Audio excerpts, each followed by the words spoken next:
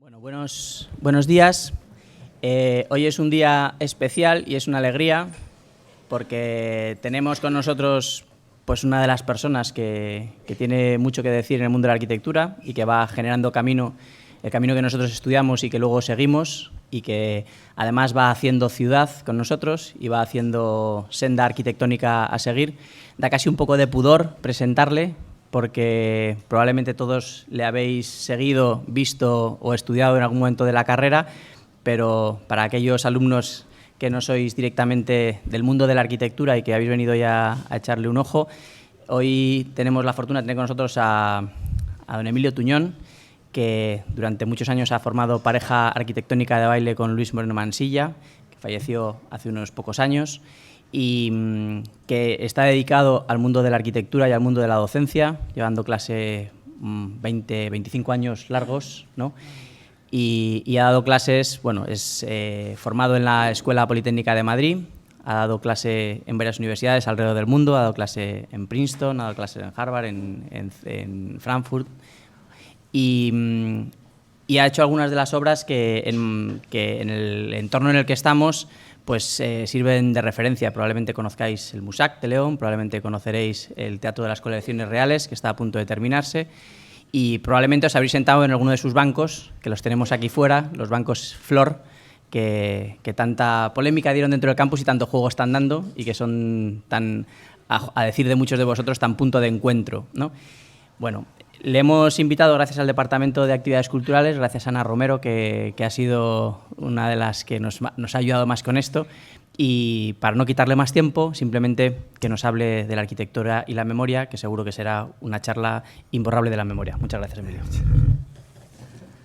Bueno,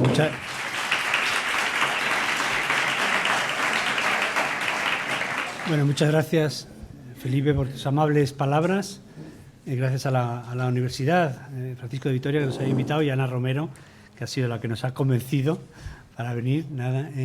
Es un placer estar aquí. La verdad es que esta escuela de arquitectura, que es una escuela pequeñita, digamos, comparada con aquella en la que estoy yo ahora, que es la ETSAN, me da mucha envidia, ¿no? Porque yo creo que esa sensación un poco de estar todos juntos, ¿no?, en un aula, o esa sensación de que se puede hacer trabajo colectivo, es una cosa muy importante, y yo creo que tenéis que estar muy contentos de estar en esta universidad. Si se pudiera apagar las luces estas, que no sé si estamos intentando. Bueno, yo voy a hablar hoy voy a contar 7 proyectos, una conferencia sencilla de 7 proyectos, uno detrás de otro, sin muchas pretensiones, que están un poco dedicadas a Luis Mansilla, que era mi socio, esta persona que está aquí, que falleció exactamente hace 3 años.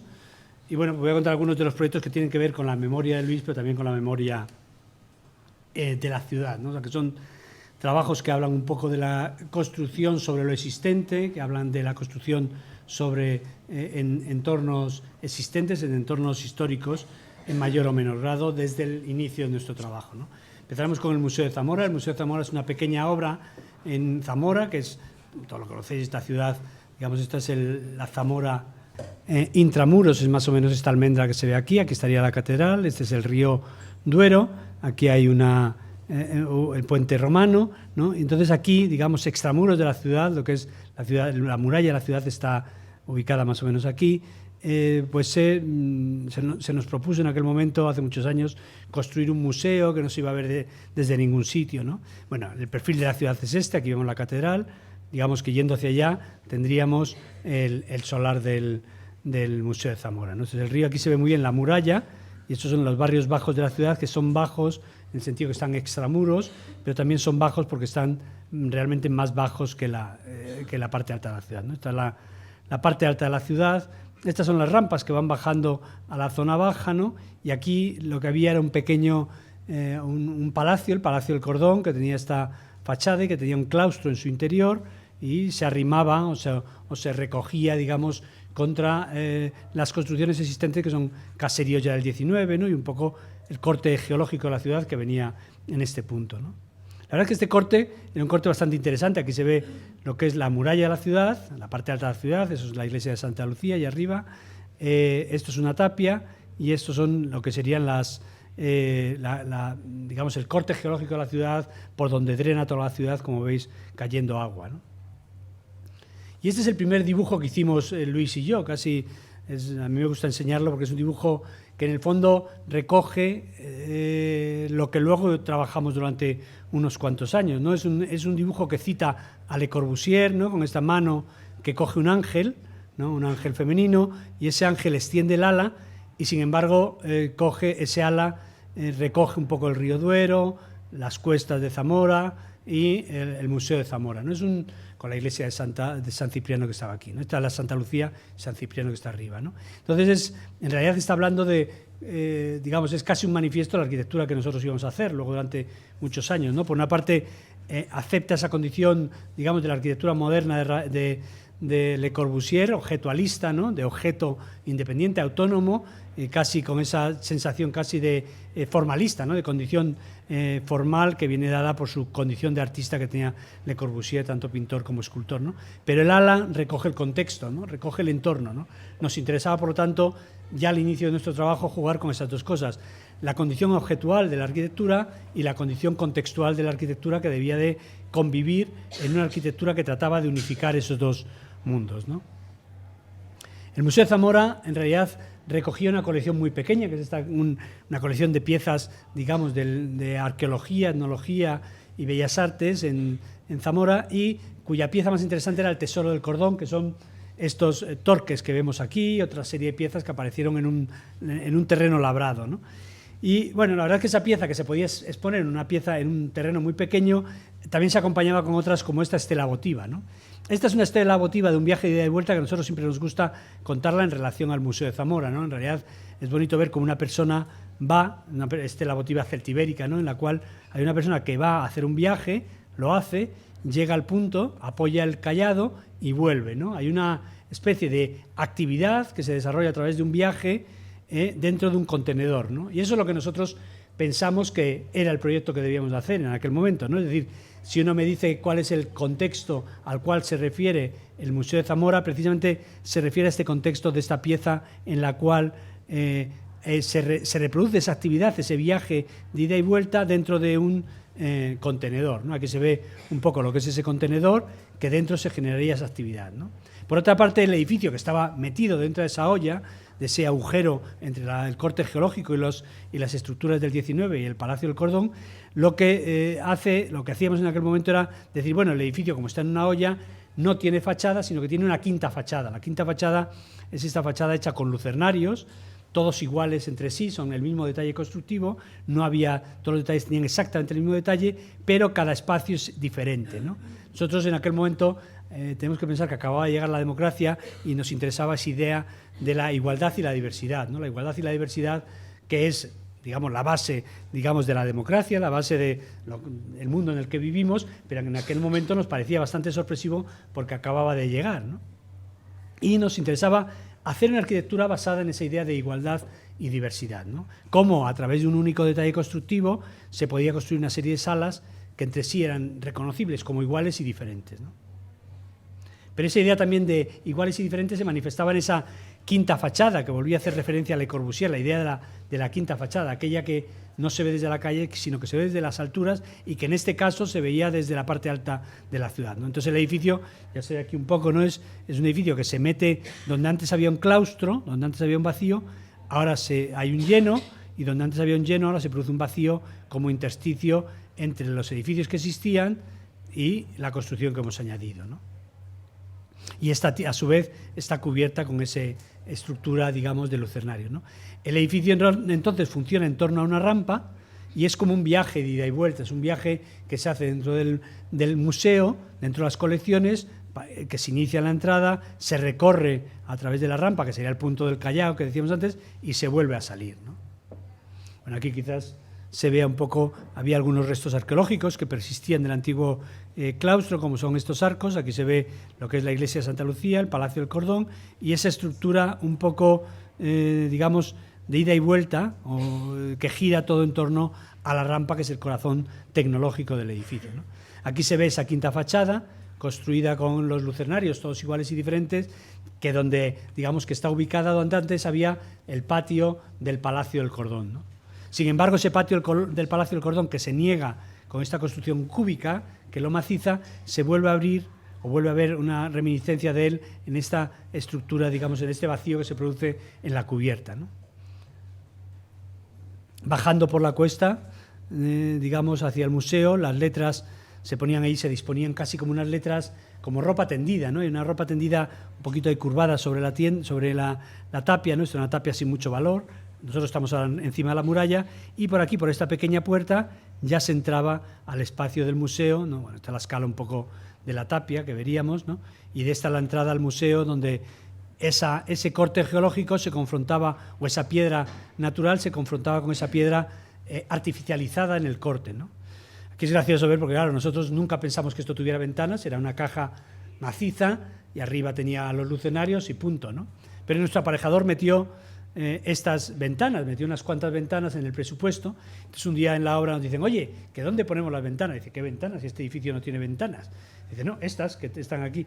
Entonces yo recuerdo a Luis y a mí con las ventanas por la obra, tratando de encuadrar, ¿no?, las visiones que nos gustaban, ¿no? Por eso están puestas un poco ahí, cada una a su bola, ¿no? Esta era bonita porque miraba la roca y ahí creció un arbolito, ¿no? Justamente donde estaba la mirada tiene esa condición de capacidad de crear, ¿no? De crear, en este caso, la visión del árbol, ¿no? Bueno, aquí se ve esas ventanas y aquí se ve un poco la textura del muro, ¿no? La verdad es que esto es interesante porque yo me acuerdo que nosotros hicimos este proyecto y fuimos a enseñarlo a la Comisión de Patrimonio. Estamos en una zona arqueológica y de interés cultural y fuimos a la Comisión de Patrimonio, ¿no? Entonces le pareció bien el proyecto, más o menos respetuoso, la idea de la quinta fachada, todas estas cosas que ya he contado, pero nos dijeron, ¿de qué material es? Y dijimos, bueno, pues este edificio va a ser todo con chapones de 2 centímetros de acero soldados, ¿no? Va a ser como la caja del tío Gilito, ¿no? Que guardas los tesoros de la ciudad, en vez de los tesoros del tío Gilito, los tesoros de la ciudad.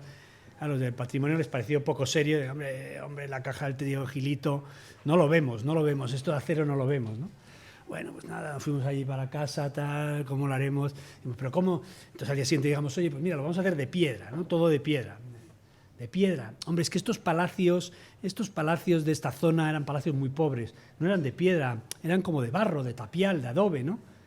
Y la piedra es demasiado noble, vale, pues venga, pues nos vamos. Entonces al día siguiente, oye, pues lo hacemos de adobe, ¿no? De barro.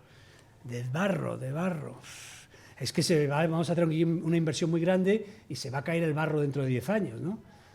Bueno, pues ya no sabíamos de qué hacerlo, ¿no? Y entonces decidimos hacerlo una cosa totalmente ambigua, que luego fue muy exitosa, que es una piedra del lugar, muy blanda, una piedra arenisca muy blanda, casi como el barro, cuando la se corta con sierra y es casi como barro, luego cuando se seca ya se queda más dura, del tamaño de una pieza de adobe, ¿no? Entonces tenía ese punto de que era de piedra, pero era muy humilde porque era del tamaño del adobe y daba esta textura un poco que a nosotros siempre nos ha gustado, que es la textura en la cual no busca la perfección, sino que busca que la huella del ser humano se vea, ¿no? Que la huella de la imperfección esté ahí presente, ¿no? Por eso están todas estas piedras un poquito movidas y que se ven como esa superficie continua, pero con una cierta discontinuidad que tiene que ver con cómo el ser humano ha ido colocando cada una de las piedras, ¿no? Al interior, las salas son siempre lo mismo, es un suelo de madera, algún mosaico en el suelo, los muros de hormigón y los lucernarios que van iluminando. En este caso la rampa va por aquí y ahí estarían las impulsiones del aire acondicionado y el retorno se produce debajo de la vitrina, ¿no? Algún mosaico desde la rampa se puede ver en las paredes, o bueno, alguna pieza. Este es un museo muy chiquitito, ¿eh? Pensemos que esto es la sala medieval y una persona, pues sería una persona así, es decir, esto es un espacio que mide 3,5 metros, ¿no? Es un espacio, pero como veis, cada sala tiene los mismos elementos que las otras, pero es diferente, ¿no? En este caso la madera sube, el hormigón, la pieza es más pequeña, los lucernarios pasan por encima, ¿no?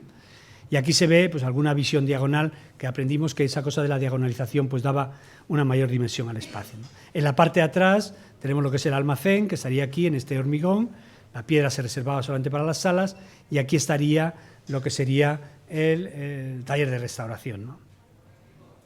Bueno, este es por lo tanto nuestra primera obra y casi si el primer dibujo que os he enseñado era el germen de toda la obra, en realidad esta es la obra que cataliza luego todo un proceso, ¿no? Aquí se ve muy bien esa idea de la quinta fachada con todos los lucernarios hechos iguales, dando a salas que son diferentes entre sí, ¿no? La segunda obra que hicimos fue el Auditorio de León. La verdad es que el Auditorio de León fue curioso porque, bueno, lo ganamos con este dibujo, ¿no? Era un concurso bastante importante, nacional, había muchos arquitectos y lo ganamos y cuando estábamos hablando con el jurado nos dice, no, lo ganasteis por este dibujo. ¿Por qué? Bueno, pues en realidad este es bueno, aquí lo vemos un poquito atrás, este es el río Bernesga, la ciudad histórica de León estaría por aquí, este es el ensanche de los años 60, este es el ensanche de los años 90 y este es el Hostal de San Marcos, ¿no? El Hostal de San Marcos era un hostal de peregrinos, o es un hostal de peregrinos, que ahora es un parador, pero que estaba fuera de la ciudad, ¿no? Fuera de la ciudad estaba aquí el puente, lo llaman el puente romano, y el hostal estaba fuera de la ciudad, que estaba por aquí, ¿no?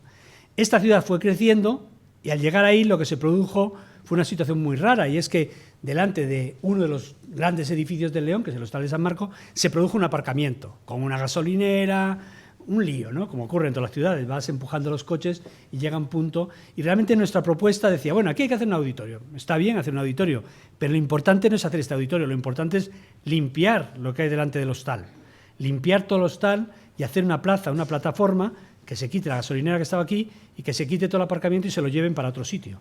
Esa era la primera idea. La segunda es, lo importante no es este edificio que voy a construir yo, sino este edificio que hay aquí. Por lo tanto, el Auditorio de León tiene que mirar con respeto al edificio que estaba allí, ¿no? Al Hostal de San Marcos. Por lo tanto, el auditorio quería ser como una especie de león de 100 ojos que está mirando al Hostal de San Marcos, ¿no? Así construía como una cara de león que está mirando al hostal, y detrás el cuerpo del auditorio, bueno, aquí se ve en el primer croquis, el auditorio que tiene más volumen, que tiene más, pues pasaría a un segundo plano, ¿no? Con eso jugaríamos con una pieza de menor escala, rematando, por lo tanto, este salón urbano que hacíamos aquí con las casas de los años 60, el Hostal de San Marcos, el fondo del río y nuestra fachada, que remataría un poco esa plataforma que proponíamos que se rehiciera esa zona, ¿no? La verdad es que es interesante para los alumnos. Muchas veces dibujamos mucho, pero en realidad lo importante está en pequeñas cosas, ¿no? Yo creo que este dibujo, que es un dibujo no ni siquiera bonito, pero está hablando de toda una estrategia de rehabilitación o de revitalización de una zona histórica de la ciudad y sobre todo de la puesta en valor de un edificio que es magnífico, ¿no?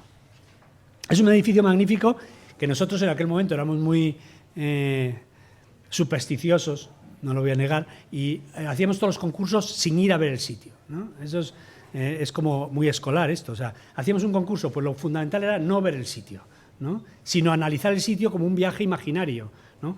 Buscábamos documentos, planos antiguos, fotografías, ¿no? Y nos apareció esta fotografía, que era una fotografía bastante bonita de la iglesia del Hostal de San Marcos, ¿no? Es una iglesia donde hay, bueno, pues una saetera aquí, otra saetera, una campana. No tiene esa condición, por una parte unitaria, pero por otra parte fragmentaria, ¿no? Con las conchas, con este rosetón, ¿no? Un poquito todo fragmentario, ¿no? Y entonces, la verdad es que nosotros un año antes o cosas así, que estábamos trabajando en el Museo Thyssen con Moneo, habíamos tenido que ir a Londres, y estábamos en una comida allí en Londres, en un restaurante, así como neoclásico, ¿no? Con columnas y tal, bastante bonito, todo muy ritmado, las ventanas todas iguales, ¿no? Un salón como este, más o menos, pero alto, ¿no? Y era muy bonito porque ese día se les estropeó el aire acondicionado, estábamos tomando ahí un roast beef, y entonces de repente el camarero, como empezó a hacer calor, empezó a hacer ventilación natural, cosa que es magnífico, mucho mejor que el aire acondicionado, ¿no? Y empezó a abrir ventanas, y según abría ventanas, cada vez que abría una ventana aparecía una ventana, otra ventana detrás, ¿no? Abría una ventana clásica y salía una ventana moderna, porque en realidad el restaurante estaba dentro de un edificio moderno, ¿no? Era una arquitectura dentro de una arquitectura y no se correspondían los huecos del salón donde estábamos con el salón, con el edificio que había, ¿no? Entonces iba abriendo ventanas y las ventanas ritmadas aparecían con otras que estaban a su bola, ¿no? Como diría nuestro carpintero. Y eso se nos ocurrió, me dijo, qué idea más buena, oye, ¿por qué no hacemos un proyecto así? Como no teníamos proyectos, decidimos hacer una cosa que os la vendo, porque es una idea estupenda, os la vendo a todos para que la hagáis, que es una biblioteca de ideas, ¿no? Cuando uno tiene una idea, como no se tienen muchas ideas en la vida, os lo vaticino ya, porque ningún arquitecto tiene 4 o 5 ideas, pues hay que ir haciéndose su biblioteca de ideas. Tienes una idea, entonces haces una maquetita, esta es la maquetita que nosotros nos hicimos, entonces fuimos ahí poniendo para poner las bibliotecas de ideas, ¿no? Cada idea que se nos ocurriera, pues teníamos una idea, ¿no? Y una maquetita y la guardaba, ¿no? Esta es la idea que representaba esa idea de la independencia de las ventanas interiores con las exteriores, o la independencia de un orden canónico con un orden aleatorio, ¿no? Cuando fuimos a hacer el concurso y nos acordamos de esa foto del hostal, y fuimos a nuestra biblioteca de ideas, ¿no? Fuimos ahí andando a la biblioteca de ideas y nos encontramos con que solamente había una idea. Ya digo que no hay muchas ideas, que los arquitectos no tienen muchas ideas. Cogimos la idea y la utilizamos para este concurso, ¿no? Que era esta maqueta, ¿no? En la idea de esa maqueta luego salió ya el proyecto mucho más elaborado, que es este, en el cual se establece un sistema canónico de ritmado en la fachada y, sin embargo, los huecos interiores no coinciden, ¿no? Aquí había una discusión graciosa. Esto tiene que ver también, igual que digo que hay que hacer esa biblioteca de ideas, hay que asumir la idea del compromiso, del acuerdo, ¿no? Nada se hace porque yo quiero, sino se hace porque uno llega a un acuerdo con otras personas, ¿no? Aquí, por ejemplo, Luis y yo discutíamos si una fachada, porque no habíamos hecho fachada, solamente habíamos hecho el Museo de Zamora, que no tenía fachada, tenía quinta fachada, y las ventanas las habíamos puesto así como habíamos podido, ¿no? Entonces discutíamos si una fachada tenía hueco en el centro o pilar, ¿no? ¿Qué tiene? Entonces Luis decía, hombre, una fachada moderna, quería hacerla moderna, tiene que tener estructura en el eje, ¿no? Para negar el eje y que en el fondo las entradas se produzcan lateralmente. Yo decía, pero una fachada clásica tiene hueco en el centro, ¿no? Tiene el eje, ¿no? Esa discusión nos llevó, no nos íbamos a pelear, nos llevó a hacer esa que tiene 7 huecos arriba, 8, 9, 10, 11, 12, de tal manera que pasas de hueco a pilar, tal.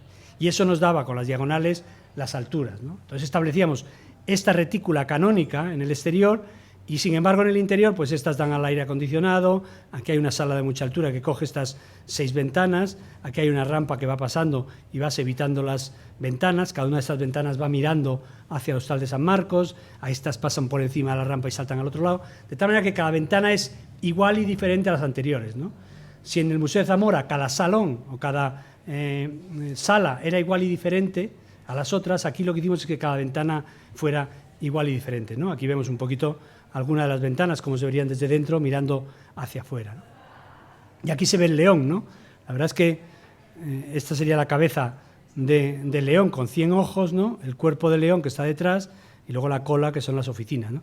Lo que es interesante de esto es que al descomponer el volumen en 2 piezas, haces que esta fachada trabaje como elemento que remata el salón urbano, ¿no? y que remata esa pieza, de tal manera que construye una fachada, una cara que está mirando, mientras que el objeto de mayor dimensión se queda en segundo plano, ¿no? Bueno, entonces aquí está la fachada con los elementos todos iguales y diferentes entre sí, ¿no? Y la construcción del volumen mayor que está en segundo plano, como veis ahí, ¿no? Bueno, lo que propusimos aquí era un homenaje, era un auditorio de 800 plazas aquí y 400 aquí, es decir, que fue un truco, porque el concurso pedían un auditorio de 1.200 y otro de 800, ¿no? Entonces nosotros habíamos hablado con un arquitecto especialista, que era José María García de Paredes, de esto, y nos dijo, mira, la plaza de la silla de auditorio vale 1 millón de pesetas, no de euros, que son 6.000 euros para los que no saben. Entonces, no nos correspondía, porque ellos tenían 1.200 millones de pesetas, 1.200 millones de pesetas, para hacer todo el auditorio. Entonces, a nosotros nos salían 1.200 plazas, pero ellos querían 1.200 y 800. Entonces hicimos esta trampa, lo reconozco, somos bastante tramposos, ¿no? Que había un auditorio que tiene 800 aquí, 400 aquí, de tal manera que cuando quieres un auditorio de 800 usas este, y cuando quieres uno de 1.200 usas este, y les añadimos que si quieres uno de 400 usas ese, ¿no? Eso es un auditorio bifocal, ¿no? Que tiene varias configuraciones. Esta se ve configurado como auditorio, es una especie de ballena que está dentro del auditorio, una especie de ballena de madera negra, ahí lo veis. Esto es para 1.200, ¿no? Se podía hacer un teatro de 800 personas, ¿no? O se podía hacer una pequeña sala de conciertos, ¿no? Una sala o un pequeño teatro de 400, ¿no? Esto que parece una tontería y que es una trampa durante el proceso del concurso, y que en realidad gracias a ello ganamos, porque éramos los únicos que conseguimos realmente, sin engañar, meter el proyecto en presupuesto, pues eso ha hecho posible este proyecto, lo cual tiene que ver con esta condición también de lo posible, ¿no? La posibilidad. Yo creo que hablo a los estudiantes, ¿no? Es importante aprender estas cosas del acuerdo, de la igualdad y la diversidad, y también la idea de lo posible, de aquello que es posible, ¿no? Bueno, aquí es un poco la fachada, las letras de auditorio, las hicimos ahí con unas chapas mal puestas ahí que se vieran, ¿no? Aquí se ve un poco la estructura de la fachada y el cuerpo posterior, ¿no? Y esas letras que están un poco casi humildemente colocadas como un objeto que se deja apoyado, igual que las de Zamora, como tela, como ropa que está colgada en la muralla. Esas eran una vitrina como a medio montar con las letras puestas un poco ahí apoyadas, ¿no? Bueno, interior, vestíbulos muy elementales, también de madera y hormigón, y luego la sala toda negra, toda de madera oscura, para que cada persona se sienta muy aislada, ¿no? Digamos, concentrada en lo que es la escena, ¿no? Aquí se ve un poco esta esta sala, ¿no? Que en realidad aquí son los 800, aquí son los 400. Estas butacas suelen ser más baratas, entonces es bonito porque cuando vas a un concierto, esta persona está más informal, vestida, ¿no? Son más baratas, y desde aquí miran a todos los demás que van encorbatados en el otro lado, ¿no? Y desde aquí los que están encorbatados miran enfrente a los que están un poquito más informales, ¿no? Tiene esta cosa interesante de aceptar al otro, ¿no? Aquel que es diferente a ti y que está detrás, digamos, de la escena, que tú estás viendo al pianista, pero detrás estás viendo gente más informal o más formalmente vestida, ¿no?